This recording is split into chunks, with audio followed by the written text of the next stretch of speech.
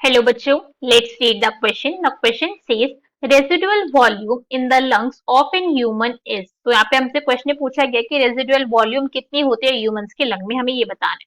तो क्वेश्चन हमारा स्टार्ट करते हैं। सबसे पहले हम क्वेश्चन को सॉल्व करने का की कॉन्सेप्ट देखेंगे कि कॉन्सेप्ट।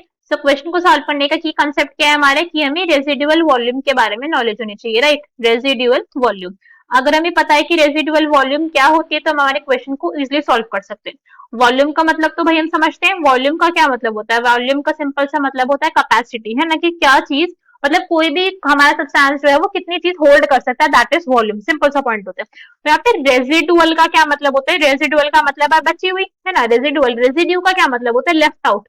सिंपल से भाषा में मैं अगर इसे बोलूं, लेफ्ट आउट मतलब जो चीज बच गई है। तो रेजिडुअल वॉल्यूम एक्चुअली में क्या होती है, ये वो अमाउंट ऑफ एयर है, ये वो वॉल्यूम ऑफ एयर है जो हमारे लंग्स के अंदर प्रेजेंट रह जाती है, ठीक है, रिमेनिंग होती है लंग्स के अंदर।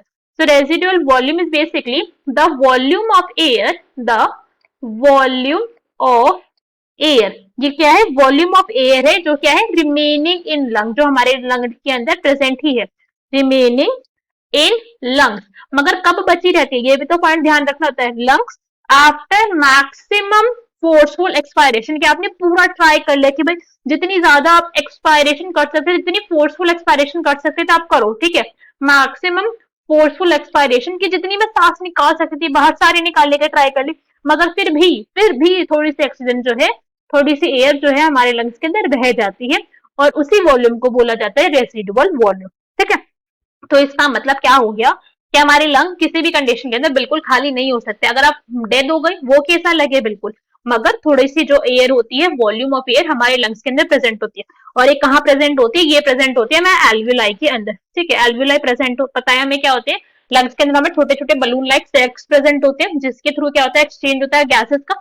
तो उनके अंदर ये अमाउंट ऑफ एयर जो है वो प्रेजेंट रहती ही रहती है। और इसकी यहाँ पे वैल्यू कितनी होती है, it is around 1200 ml। 1200 ml होती है रेजिडुअल वॉल्यूम, अगर हम बात करें ह्यूमन के केस में, ठीक है, ऑफ अ ह्यूमन। और अडल्ट ह्यूमन है, बच्चे की बात नहीं हो रही है, किसी बूढ़े की बात नहीं हो रही, अडल्ट मेच्योर हेल्थी ह्यूमन की बात हो रही है। 1200 ml ये वॉल्यूम होती है। ऑप्शन रीड करते हैं। फर्स्ट में हमें क्या गिवन है, 500 ml, तो ये रॉन्ग हो गया।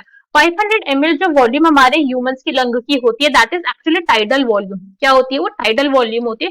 रेजिडुअल वॉल्यूम की इतनी अमाउंट नहीं होती, वो ज्यादा होती है। टाइडल वॉल्यूम कौन सी वॉल्यूम है, वो वाली वॉल्यूम जो आप नॉर्मल इंस्पायरेशन में और नॉर्मल एक्सपायरेशन में क्या कर रहे हो, आप उसको एक्सचेंज कर रहे हो, ठीक है। This is a normal value.